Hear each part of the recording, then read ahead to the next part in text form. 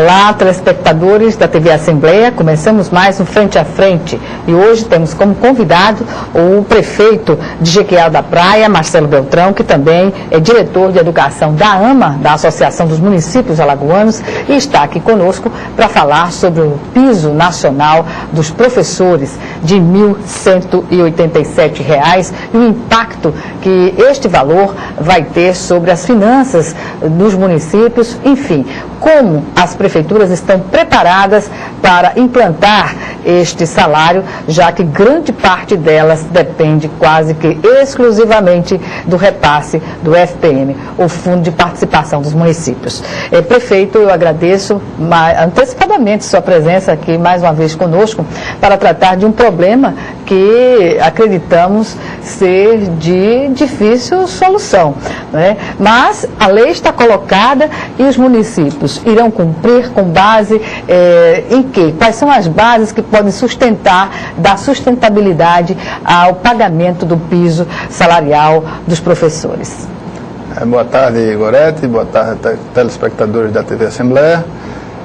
Dizer a você que é com grande prazer que a gente recebe essa lei, né? O magistério é uma luta histórica, o professor ser bem pago, ser valorizado. É um sonho da nossa nação que isso aconteça, né? A lei do piso, que é a 11.738, é uma lei de 2008 e está para ser executada em toda a sua íntegra a partir da decisão do Supremo Tribunal Federal que ocorreu na semana passada, né? No advento da lei, 5 estados arguíram a inconstitucionalidade dessa lei. E na semana passada o Supremo decidiu que ela deveria ser executada na íntegra. Ou seja, o piso salarial ele seria o vencimento base, não toda a remuneração do magistério. Está bem claro na lei e precisa que agora os municípios se adequem, que revisem aí todo o seu plano de cargos. E carreira também. Cargos e carreira, para que se torne possível e seja absorvido como um bom advento para a educação, né? Que se olhe a qualidade do ensino e que se vise sempre na nossa municipalidade o sucesso do aluno. É um investimento que se faz, porque entre as condições para oferecer um ensino de qualidade está na valorização do magistério. Com certeza, né? O profissional que tem que trabalhar animado, tem que trabalhar com sentimento de valorização e tem que dar um retorno para isso, né? Ele tem que se qualificar cada vez mais, ele tem que ter tempo para fazer o seu plano de aula, ele precisa executar de todas as formas um bom serviço à população, um bom serviço aos seus alunos. E a gente sempre observar essa lei como uma melhoria na qualidade do ensino. Isso tem a ver, prefeito, com o fato de São Paulo, dentro da complexidade que tem aquela cidade, aquela metrópole, e o estado de São Paulo como um todo, apesar de ter salários bem atrativos, ainda assim os indicadores educacionais estão bem abaixo do que se imagina que seria o ideal para o Estado? Exatamente, né? Não existe estudo nenhum, nem comprovação que a qualidade do ensino esteja diretamente relacionada ao salário, né? Não se tem correlação entre salários altos e qualidade de ensino. Existe sim, né? Municípios que conseguem gerir o dinheiro, o recurso que tem. Alagoas é um dos 9 municípios do Brasil que recebem o mínimo. Estado. Alagoas, os municípios de Alagoas e o Estado, que recebem o mínimo. Existe uma complementação da União nos recursos do Fundeb.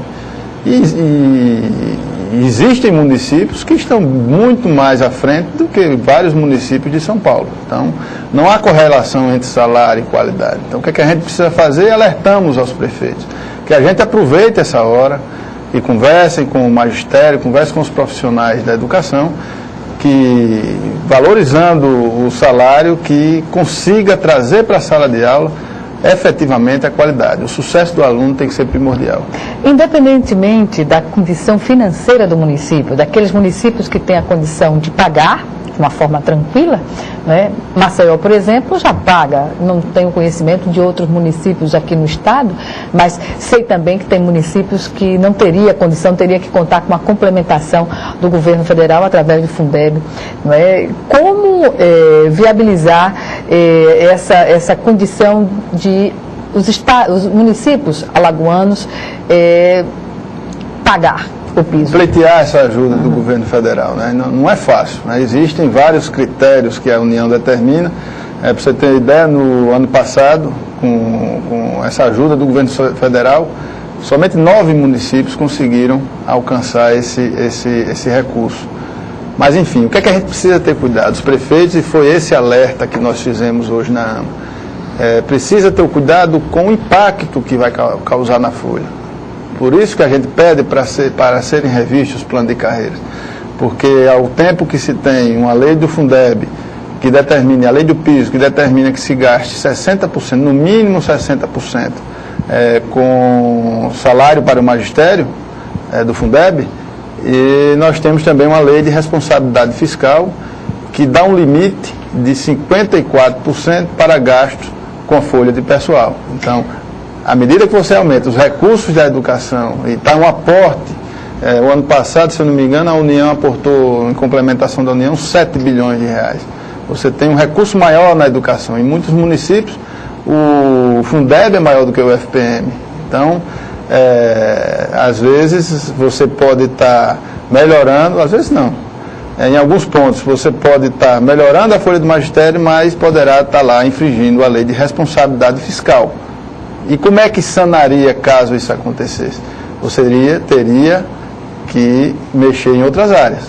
Saúde, planejamento, administração, turismo, obras, para poder fazer com que seja cumprida as duas leis, a lei do piso, a lei do magistério, e também a lei de responsabilidade fiscal. Entre os critérios que a portaria determina para os municípios se adequarem está o fato de aplicação de 25% das receitas na manutenção e desenvolvimento do ensino. Em Alagoas, qual é a realidade dos municípios alagoanos sobre a aplicação desses 25% na educação?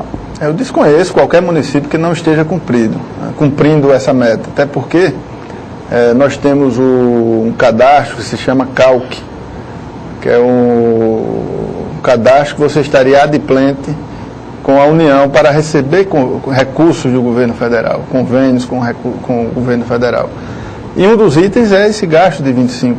Então eu desconheço qualquer município que não tenha aplicado os 25% para a educação.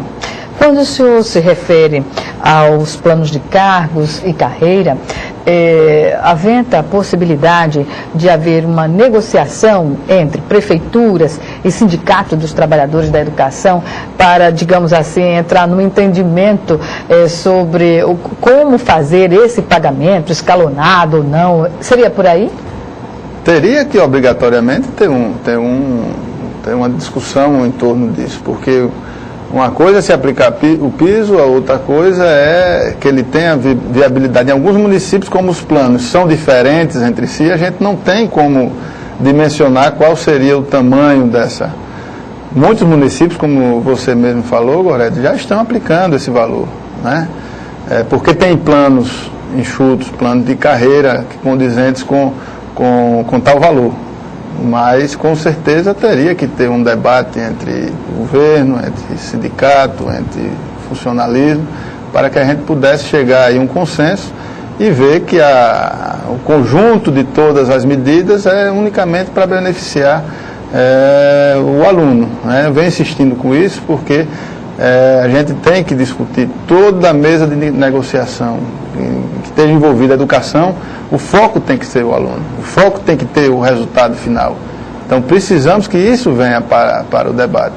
Não adianta a gente aplicar um piso do jeito que está, em alguns municípios os planos eles estão precisando ser revistos, e deixar um problema para o próximo gestor, né? Que poderá criar um problema para o próprio magistério, né? Se o município não terá viabilidade lá na frente, então pode prejudicar não só a educação, como também as outras áreas do município. Então precisa se colocar à mesa isso tudo. Independentemente das situações que são adversas, os municípios estão dispostos a cumprir essa determinação e irão cumprir. Não se ventila a possibilidade de não cumprir, né? Tem que se cumprir, muitos, como eu já falei, já estão cumprindo. Precisa simplesmente adequar o piso, a receita e ao plano de carreiras para poder, assim, tornar viável e ser uma vantagem para a educação, né? Não pode ser um peso. A aplicação do piso precisa ser olhado como um sucesso, um prêmio, uma conquista que ganhamos, uma conquista histórica, né? Você, como eu falei no início, há quanto tempo se fala em salário bom para o professor? Prefeito, mas o que dizer de essa obrigatoriedade vir no momento em que a classe dos trabalhadores da educação está, digamos assim, a um passo de declarar greve, enfim, e não é um momento de se pactuar com os trabalhadores da educação? Pode-se, com habilidade política suficiente e também de estender as tensões, viabilizar um pacto para conseguir contornar essa situação e caminhar para um crescimento mútuo entre gestão, seja de Estado ou de municípios, como também da participação dos professores com a qualificação, com a formação, nos resultados dos indicadores educacionais. Perfeito. Eu acho que a greve não seria a melhor solução para se resolver um problema, porque a penalização é simplesmente em cima do aluno. Quando eu falo, a negociação tem que vir para a mesa, a educação tem que vir sempre com determinação de beneficiar o aluno. E no momento em que o ano letivo, ao que parece, tanto na rede estadual quanto no conjunto dos municípios, está chegando a uma unidade de começo, meio e fim. Né? Perfeito. É o diálogo, né, Gorete? Eu acho que é sempre o melhor caminho. Quando se não tem diálogo, aí não tem outro caminho que não seja paralisação. Mas sempre deixar a porta aberta, eu acho que é interessante que tanto o governo, como o sindicato, como a classe, sempre a gente trazer para a mesa esse tipo de discussão, sempre trazer o aluno à frente. Em última possibilidade, a paralisação. Nós temos aí no Estado um dos calendários mais atrasados do nosso país, e o único penalizado até agora são os alunos, né?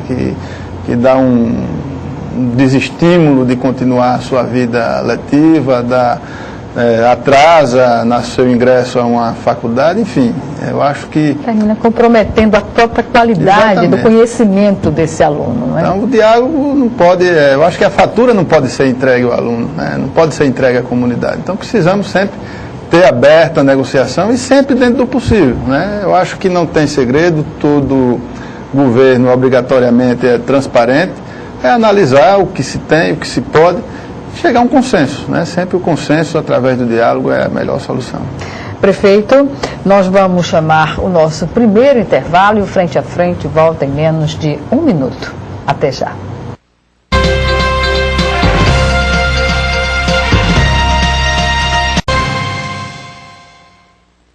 Estamos de volta com Frente a Frente, que hoje recebe o prefeito de Jequiá da Praia, Marcelo Beltrão, que é também diretor de educação, não é da Comissão de Educação, mas da Educação da AMA, da Associação dos Municípios Alagoanos, e ele nos fala agora sobre as condições que as prefeituras têm para se adequar e pagar o piso nacional dos salários para os professores. Bem, prefeito, entre essas dificuldades que alguns municípios apresentam, vez ou outra a gente observa a grita geral do próprio Sindicato dos Trabalhadores, quando afirma que muitos municípios não priorizam a educação e, em detrimento disso, leva recursos para outras áreas, como na hora de fazer festa no município, contratação de bandas muito caras, enfim. O que é fato? A contratação das bandas existe, as festas comemorativas também existem. Não seria o caso de chegar a uma redução que seja compatível com o momento para se estabelecer essas prioridades? Exatamente. Você tem o mínimo que você tem que gastar com a educação, os 25%. Como eu falei, eu acredito que todos os municípios estão cumprindo essa meta. Entre festa e educação, aí eu posso falar para o Jequiá, prefiro educação. Festa é muito bom, mas a gente tem que sempre levar adiante uma gestão com eficácia, com resultados. Saúde, educação sempre em primeiro lugar. Então, eu acho que os recursos, eles têm que ser direcionados de uma forma eficaz. Se você gasta 25% é pouco e precisa gastar 30%, você tem que ver de onde vai tirar. Eu acho que todos os municípios precisam cumprir o estabelecido na lei do piso, do magistério. De onde vai tirar, não importa. Se vai tirar de festa, melhor ainda. Mas a gente não pode pensar, e esse o grande alerta que a gente quis dar hoje, é o impacto que ela causa em relação à lei de responsabilidade fiscal. Porque aí você vai estar fazendo educação em detrimento de outras áreas que também são prioritárias, tipo saúde, assistência social, segurança, enfim. Então precisamos achar um meio termo, principalmente nesses municípios abaixo de 20 mil habitantes, sobrevivem basicamente do FPM. Então a folha da educação, ela faz com que ela seja muito volumosa em relação à receita que a gente arrecada. A receita própria de municípios pequenos são limitadas. Então é preciso que a gente... o governo federal já disponibilizou quase R$1 bilhão, R$1 bilhão para socorrer estados e municípios que estão com dificuldades para implantar o pagamento do piso. E o senhor me dizia até antes da entrevista que alguns critérios, eles são muito, não diria rigorosos, mas diante da realidade dos municípios ficaria até quase que impossível de atender. O que seria basicamente, prefeito? A dificuldade, Gorete, é estabelecer e cumprir todos esses critérios determinados pela União, mas de qualquer forma que eles sejam flexíveis, que eles possam ser entendidos de uma forma realmente de um socorro, e entender que não é o caso de se buscar esse recurso, somente buscar esse recurso na União. É o caso, mais uma vez eu falo, é o caso de você ultrapassar os limites da lei de responsabilidade fiscal. E viabilizar o financiamento da educação. Exatamente. Então, à medida que você não cumpre a lei de responsabilidade fiscal, você também está inapto a realizar qualquer tipo de convênio com a União. Então, é preciso que a gente utilize aí a AMA, a CNM, tenha uma conversa franca com o ministro Haddad, com Fundo de Desenvolvimento da Educação. Exato. Que financia os recursos, viabiliza esses recursos. Precisa realmente que a gente chegue a isso, até para ou flexibilizar a lei do piso, a lei de responsabilidade fiscal, para que a gente possa atingir as metas. Achar um atenuante que possa ser viabilizado sem comprometer uma área ou outra. Ou outra, exatamente. Então não pode se investir em uma em detrimento da outra. Logicamente a gente não vai discutir se vai fazer educação ou fazer festa. Mas a gente fazer educação com qualidade, saúde com qualidade, precisamos rever isso. Para você ter uma ideia, saúde, a obrigatoriedade dos municípios é de 15% da receita dos municípios. Mas os municípios gastam mais de 20, 22, como foi o caso de Jequiá o ano passado. Enfim, precisamos com que se tenha um financiamento capaz de gerar um serviço de qualidade para a população. Serviço de qualidade para a população nessa área da saúde, saindo só um pouco da educação, estaria em outra discussão que a AMA está levando agora à frente de forma bem, digamos, organizada, que é a proposta de se realizar os consórcios nos municípios. Consórcios em área de saúde é viável de fazer, a gente sabe disso. E na educação, é possível também? É possível, sim. É possível você ter consórcio na área de transporte. Tem municípios que dividem fronteiras. Escolas na região de limite entre um município e o outro para atender os dois municípios também. Transporte, se o município só utiliza pela manhã, pode utilizar o outro município. Até, enfim, tem várias maneiras e eu acho que o consórcio é uma das formas mais eficazes para a administração governamental.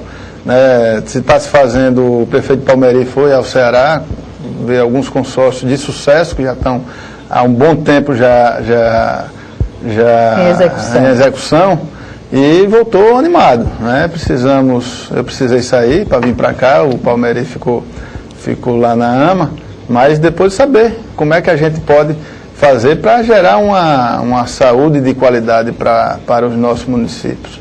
E consórcio em resíduo sólido, semana passada participei em São Miguel dos Campos de um consórcio que está sendo formado por 14 municípios daquela região sul do estado. Então, enfim, é a saída. É uma forma inteligente, racional e econômica de se resolver um problema comum entre tantos municípios, não é? Exatamente. Então, acho que a saída para tantas respostas seria realmente o consórcio, o regime de colaboração entre os municípios. Voltando para a questão do piso, prefeito, e essa relação, e é uma equação que se pretende chegar a um resultado, digamos assim, mais equilibrado, mas não é o que acontece em geral. Por exemplo, retomando aquela primeira discussão de que salário não significa qualidade na oferta do ensino. Temos um exemplo como São Paulo, como nós já falamos anteriormente, e o que pode ser feito dentro dessa ótica para que tenhamos uma condição salarial atrativa para novos professores, porque também há carência de profissionais, o achatamento salarial fez com que as pessoas deixassem de se interessar pelo magistério, isso tanto no âmbito do magistério propriamente dito, no ensino normal, à época, como agora nas universidades, nas faculdades. Então, o que fazer para a gente encontrar uma forma de atrair as pessoas, atrair os alunos de hoje para serem professores amanhã? Eu acho que a lei do piso foi uma grande conquista nossa, Você tem um patamar inicial. Já fomos muito piores em relação a isso. Eu acho que cada vez mais, e o caminho esse, eu acho que para a saída do desenvolvimento de qualquer país, a via de desenvolvimento de qualquer país é uma educação de qualidade. Só que não faz, como você mesmo disse, não se faz só com salário uma educação de qualidade. Você tem outros tantos requisitos que precisam ser preenchidos para transformar a educação pública numa educação de primeira linha. Você tem que fornecer um transporte de qualidade para aquele aluno que está na zona rural, ele tenha a vontade de sair de casa e estudar, às vezes, numa escola que está a 30, 35 quilômetros da sua casa. Você precisa ter uma merenda eficaz. Tem muitos e quantos municípios, quantas pessoas saem de casa sem tomar um café da manhã e garante na merenda escolar simplesmente a sua refeição. A primeira refeição do dia. Um ambiente propício para o desenvolvimento da educação. Então você precisa ter salas arejadas. Tudo isso custa um financiamento que precisa ter. A gente assumiu o município em Jequiá, tinha escolas que estavam sendo ministradas aulas em casas de taipa, não que desmereça. Mas há um perigo, até a questão... Distante da escola, sem estrutura de merenda, sem limpeza, enfim. É interessante a gente propiciar aos alunos um ambiente atrativo, não só para os alunos, mas para toda a comunidade. E tudo isso requer financiamento, ou de uma forma ou de outra. Então, precisa que esse conjunto de fatores estejam alinhados para que a educação ela flua. né? Com um foco, com o centro de todas as discussões sempre tem que ser o aluno.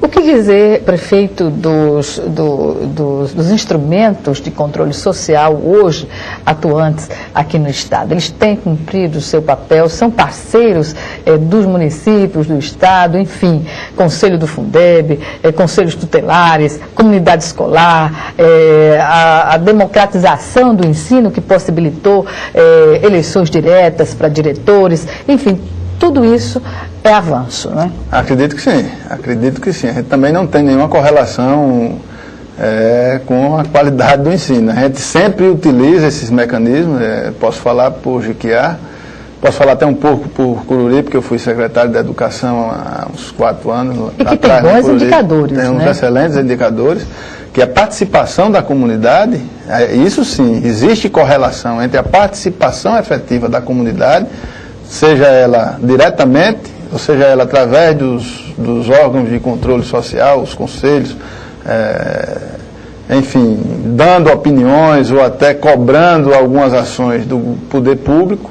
Conselho escolar mesmo, né? Para cada escola que existe. Existe uma unidade executora, enfim, a participação da comunidade, isso sim, tem uma correlação direta com a qualidade do ensino. Porque é muito difícil o gestor, seja ele secretário de Estado, seja ele secretário municipal, saber de forma pormenorizada o que acontece naquela unidade de ensino, né? As informações, eu costumo dizer que a democratização que levou à eleição dos diretores, hoje transformadas parece eleição convencional, muitas vezes a impressão que se dá é que os diretores esquecem que são servidores também, não é? Que são servidores também.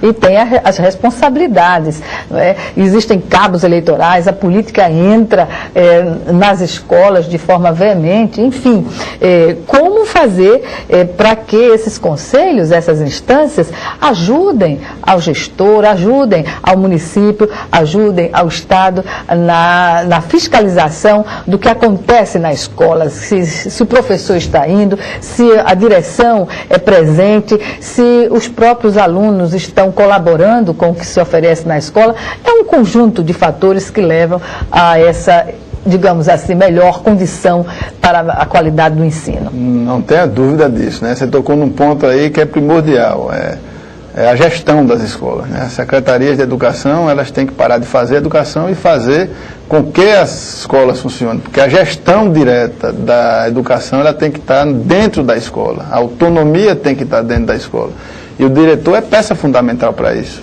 né? E aí você falou em gestão democrática, e o partidarismo dessas eleições para diretor, isso é, acredito eu, danoso para o melhor funcionamento da escola, né?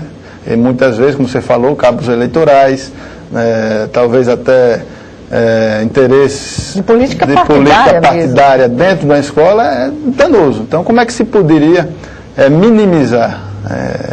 Você teria que ir para a meritocracia, né?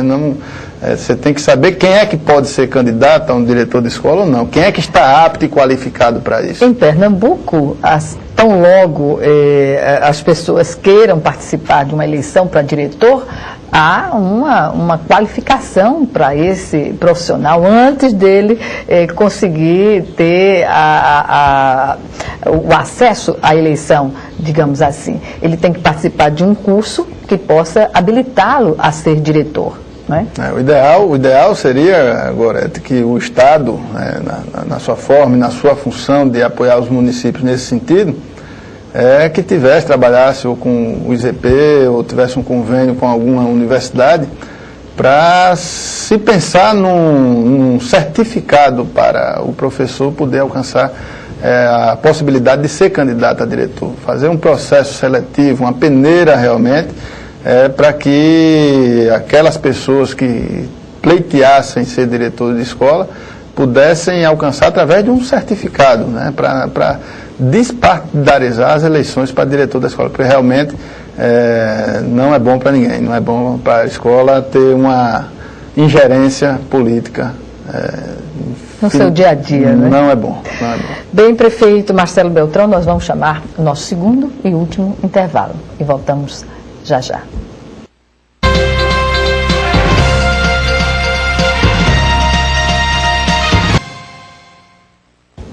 Estamos de volta para este último bloco do nosso Frente a Frente, que hoje recebe o prefeito de Jequiá da Praia, Marcelo Beltrão, que também é diretor de educação da AMA, a Associação dos Municípios Alagoanos.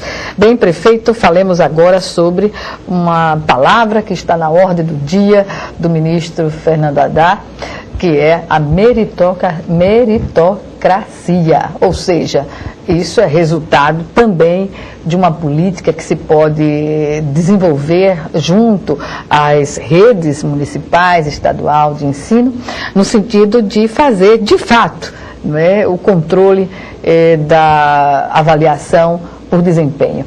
É difícil fazer isso? Há resistências no meio para que se faça esse trabalho? Há resistência. Você sabe muito bem que a gente, às vezes, gosta só de avaliar, não gosta de ser avaliado. Mas hoje, na educação, como você falou, ordem do dia do ministro, do Fernando Haddad, é implantar um regime de meritocracia, visto que já há vários instrumentos hoje que fazem com que a gente caminhe para isso, né? O IDEB é um dos instrumentos de avaliação, perfeito, né? Provinha Brasil. Metas, né? O Prova Brasil esse ano ele é base para o índice do desenvolvimento da educação básica e através dele sim, né? Por que não a gente premiar os melhores sistemas de ensino com esse avanço na educação? Por que não? Talvez seja uma saída, né? Nós temos hoje 100% dos nossos planos, eles prevêem o acesso, a ascensão na carreira por avaliação de desempenho. Não conheço, assim, municípios que façam essa avaliação para a progressão da carreira do magistério. Que deveria ser feito. Que deveria ter uma comissão. Eu, quando fui presidente da Undime, ainda tentei fazer com que isso fosse à frente. Isso precisa de um movimento muito grande entre até o próprio sindicato participar, quais seriam os critérios para a gente avaliar, e o Estado adotar essa missão junto com os municípios para que isso fosse realmente executado. Então, a avaliação de desempenho é premiar os bons. E que os bons sirvam de exemplo, não é? Para que sirvam de exemplos, para que sigamos o exemplo dele para alcançar o resultado, né? O resultado, o sucesso do aluno. Então, precisa simplesmente que a gente implante essa cultura dentro do nosso estado, dentro dos nossos municípios, para que a gente possa ter um retorno, né?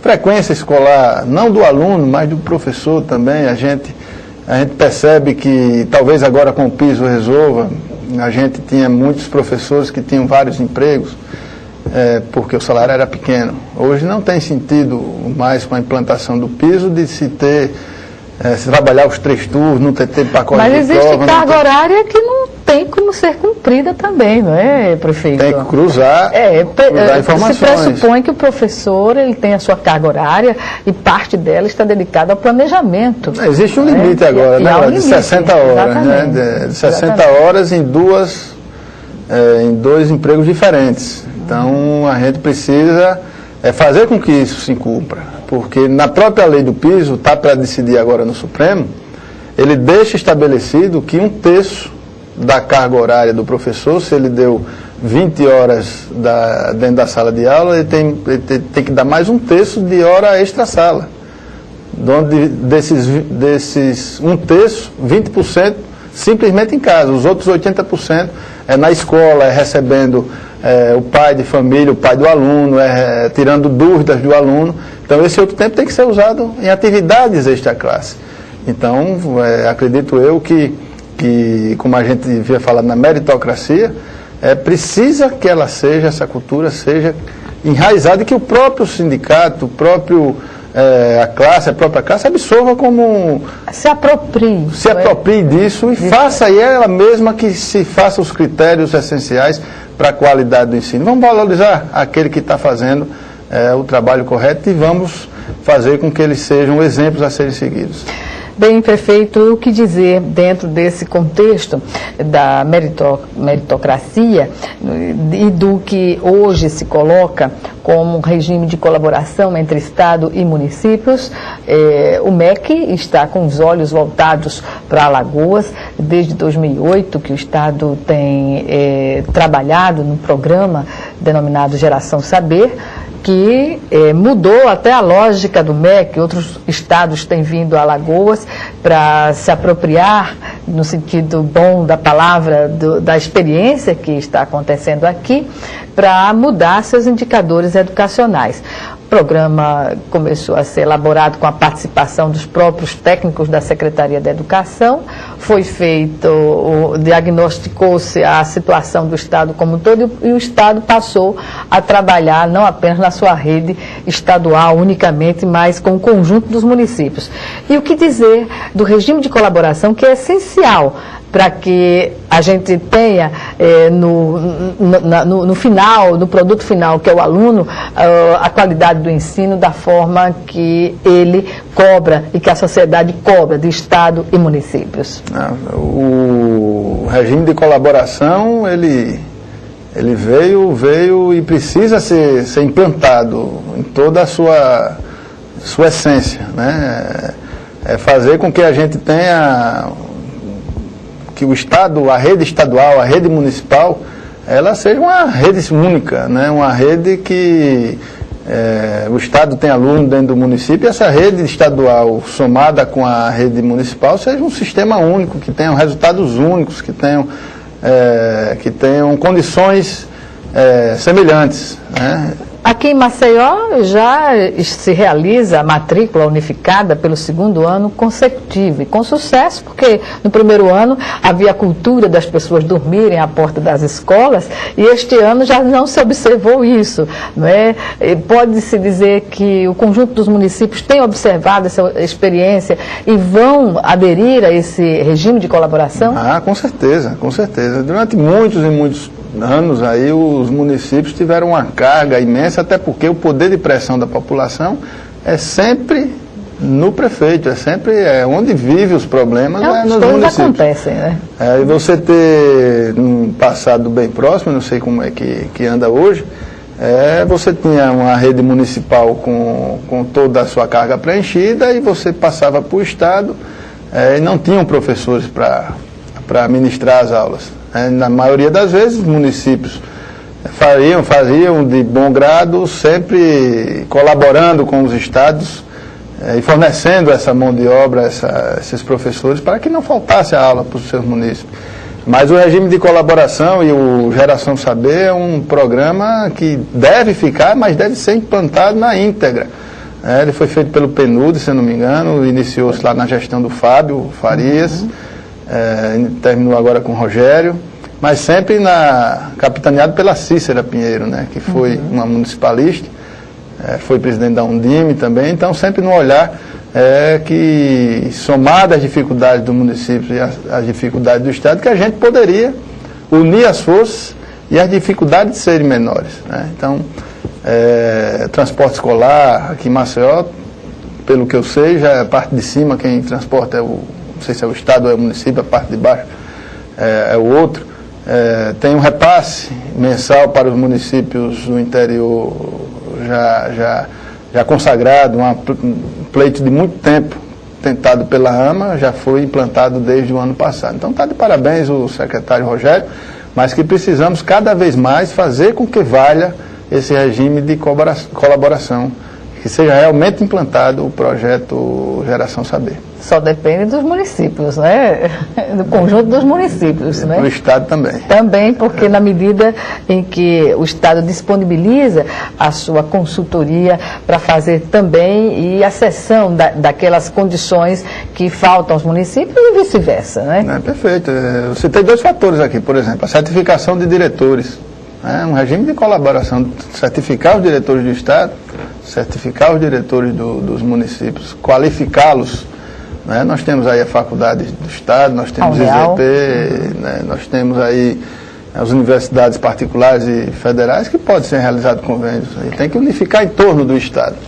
Prefeito, uma questão pontual e temporal, né, que aconteceu, aquela tragédia no Rio de Janeiro, que levou todo o Brasil a questionar a segurança nas escolas. Claro, foi um fato isolado, pontual, nunca aconteceu no Brasil. É a primeira vez, a gente até fica meio preocupado de que aflorem outras pessoas que têm algum comportamento não muito saudável, numa mente saudável, que venha a acontecer isso. Mas a verdade é que isso remeteu a uma discussão sobre a segurança no acesso às escolas. E tem que se encontrar uma alternativa para definir aquela pessoa que vai desempenhar o papel de porteiro, mas porteiro de forma profissionalizada e não os arremedos que a gente sabe que existem em função da falta da função por determinação de legislação, digamos assim. A tendência da escola brasileira é sempre trabalhar em conjunto com a comunidade, né? Aquela escola lá, ela tinha vários dispositivos de segurança e, infelizmente, era ex-aluno, né? Passou despercebido. Tinha câmeras de segurança, tinha 2 portões para se ultrapassar. Só faltava detector de metais e uma polícia armada lá. Mas o modelo de escola que está se promovendo hoje no país, que é um modelo de abraçar a comunidade, fica quase que impossível se implantar, talvez até pelos custos também, de se implantar uma segurança mais efetiva e profissional em cada escola, em cada unidade de ensino. Uhum. Só Jequiá, para você ter uma ideia, eu tenho em torno de 13 centros escolares. E seria aí, você multiplica aí por 102 vezes mais alguma coisa que o tamanho de Jequiá, então... Teria que ter uma linha de financiamento da educação específica para isso. E não é o modelo que queremos para a educação pública. Então, fica difícil de prever uma ação como essa, como você falou, uma ação isolada. Para a região de Jequiá, e com essa expectativa do estaleiro, né, de ser montado lá, e isso vai gerar outros empregos, né, ligados à atividade, o que dizer do ensino profissionalizante, prefeito? Nós temos se preocupado, a gente se preocupou lá junto com o prefeito Marques, que é quem está capitaneando a vinda do estaleiro. Não sei nem como é que está a questão do parecer ambiental. Ainda há pendências. Ainda existe pendência. Infelizmente, né? Mas a gente tem se preocupado bastante, tivemos várias reuniões no SENAC, no Sistema S, e já está havendo alguns cursos lá na escola profissionalizante, lá no centro de Cururipe. E com certeza abrir vaga para os municípios satélites, né? Nós temos lá vizinho a Cururipe e Jequiá, né? E tem Feliz Deserto, o Teotônio ainda chega a uma boa proximidade. E a gente está preocupado realmente com a mão de obra que seja absorvida pelo estaleiro, que seja a mão de obra local, né? E para isso estamos já em conversações já com o Sistema S para que isso seja realizado. E é a alternativa que se tem para não favelizar as cidades que ficarão no entorno do estaleiro, né? Como aconteceu em Macaé, no Rio de Janeiro, quando não houve essa preocupação de preparar a população e qualificá-la no sentido de fazer a ocupação do mercado de trabalho. Mas com certeza existe essa preocupação lá pelos prefeitos da região. Já o prefeito Marques, com muita habilidade, já fechou parcerias com o Sistema S e vai propiciar aí a população, tanto de Cururipe, Jequiá, Feliz Deserto, Teotônio, ao mercado. O mercado será oferecido para o estaleiro, que não são poucos empregos, né? Serão muitos. Felizmente. Felizmente. Obrigada, prefeito Marcelo Beltrão, por mais essa participação aqui conosco no Frente a Frente. Eu que agradeço, espero que tenha esclarecido aí a questão do piso. Obrigada. Obrigada a você também e até o nosso próximo programa.